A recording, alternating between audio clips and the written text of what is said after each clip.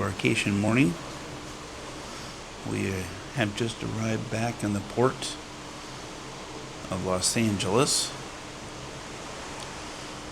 It is foggy. Pretty nice out actually. And we are turning around.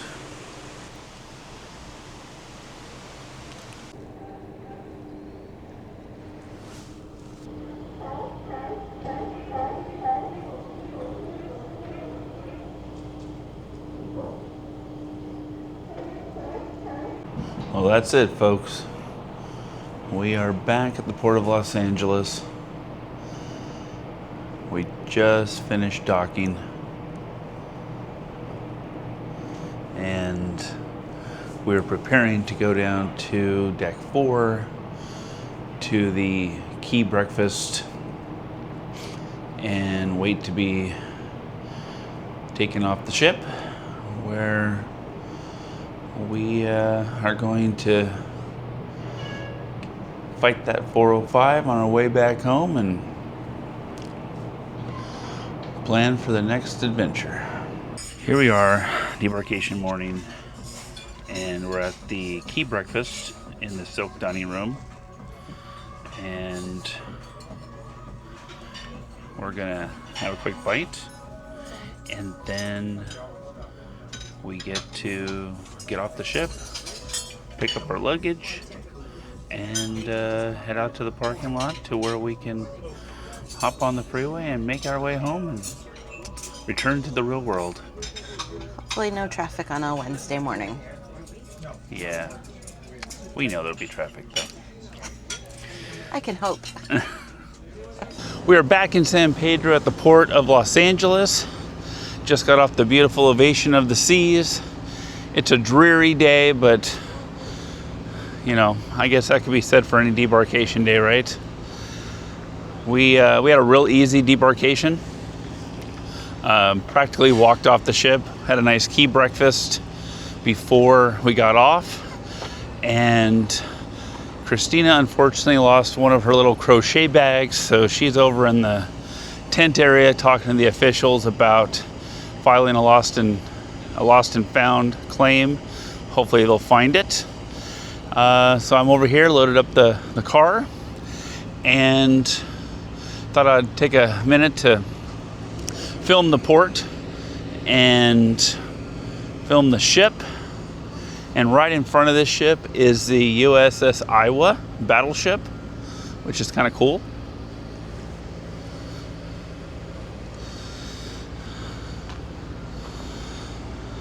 So yeah, we had a fantastic time, and I would definitely recommend the Ovation to anybody who is looking for a fun time. There's a lot of really cool spaces on the ship, and the observation ball, or North Star I believe they call it, is a very cool, unique feature of the Quantum ships.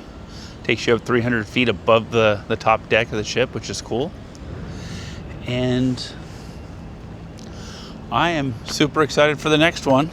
Not sure what that'll be yet, but we will definitely bring you along with us. Until next time, this is Tony from the Lido Hoppers. Please remember to subscribe, like, and add a comment below. Let us know what you think about the video, and if you have any requests for future videos, we'd love to hear from you. So here's a quick debark debrief from the Ovation of the Seas. Christina and I just got off. We are traveling home now, sitting in traffic, and wanted to give a quick update and thought of our time on the Ovation. First of all, when we got off the ship this morning, Christina realized that she lost her crochet bag. Yes, I know, the horrors. So we had to go back to the security desk, and they went up to Lost and Found, and yay, they found it. They found it. So all is right with the world. We lost a little bit of time, but not the end of the world. They brought it all the way out to me. Yeah, they brought it all the way out to the security check-in area. So all's good there. As far as the ship itself, We really enjoyed it. There are a lot of really great spaces on the Ovation. This was our first quantum class ship, so we didn't really know what to expect. We don't have a lot to compare it to, but it was a lot of fun. As far as kind of highlights for us, we really enjoyed the 270 area. It's named that way because it has a 270 degree view of the aft of the ship, so it's really a great spot for entertainment, just sitting and watching the wake. There's a bar back there. There's some food at the 270 cafe. It's a great space. There's only food for breakfast and lunch. There's no dinner. There's nothing after 5. Yeah, and it's just like a little snack spot. It's I think it actually has like deli foods, like sandwiches and salads and yeah. We didn't eat there, but we went in there a couple times and perused the offerings.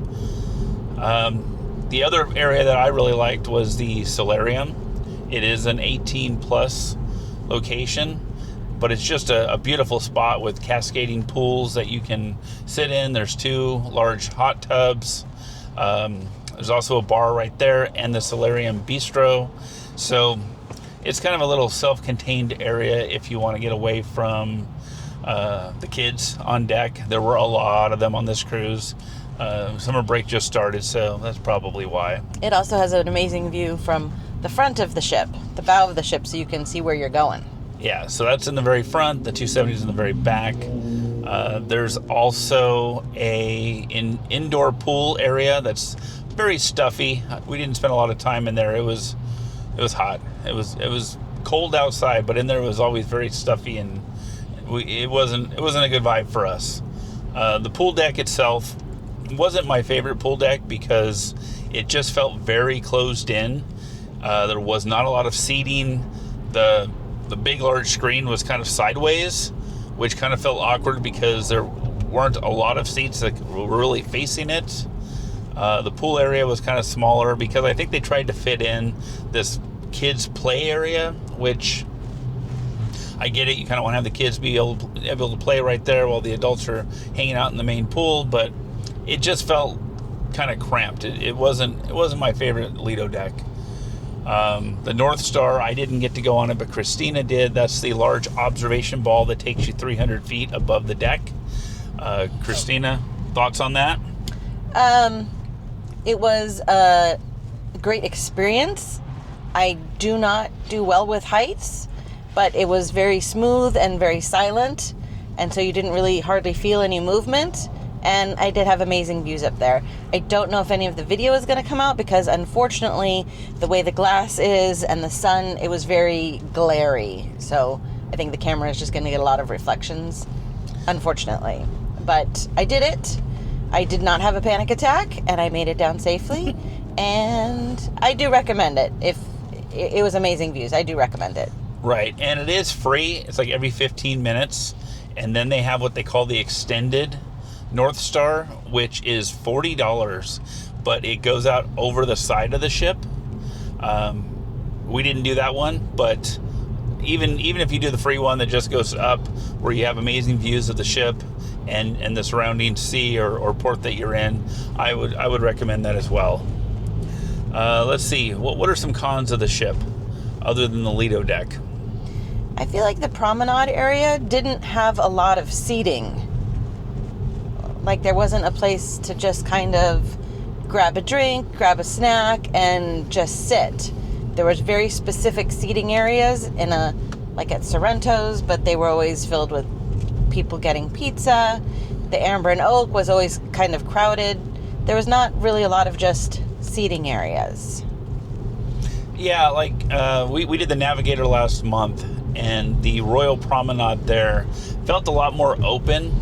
And there was outdoor seating in front of the, what is it? Clover and Copper? The Clover and Copper. That was a really great little seating area. And Playmakers. Playmakers had a nice outdoor seating area. So, just something to keep in mind. They called this the Royal Esplanade. It was a nice area. It had a very mall-type feel to it, and not a lot of great just kind of sitting around and people watching space. But it was pretty cool. And they did have the Bionic bar, which was really fun. it was really fun to kind of make your own drinks and build your own drinks, I should say, on a tablet, and then the bionic arms would make it and then serve it to you. It was that was a fun experience. That was new for me. And the music hall, I would say, is the other highlight that I really thought was a cool space to hang out. Absolutely. It was loud at times, which is to be expected, and the teenagers definitely took it over. There are pool tables upstairs, and it was the teen hangout, I think, on the ship. So it got a little rambunctious at times, but overall it was a really cool space. I will also say that there was a portion of the casino that was a non-smoking portion, which was nice too. We didn't spend a lot of time down there, just enough to get my money back, but that's true. There was a little small non-smoking section, which I appreciated. So that's it. That's your debrief. The debarkation process this morning was super smooth. We went to the key breakfast, and it took us maybe 5-10 minutes from the breakfast to outside the ship to get off. So it was really smooth. Like that a lot. And I would recommend, after going through the whole process, start to finish, the key program. We'll do a separate video on all of that. But in the meantime, thank you so much for joining us, watching this. And please subscribe if you haven't done so already. Please like and give us some comments. Let us know what you think of the video. Let us know what you think about the Ovation. Let us know what you'd like to see from us in the future. We're always happy to hear from you and to talk to you. Until then, happy cruising.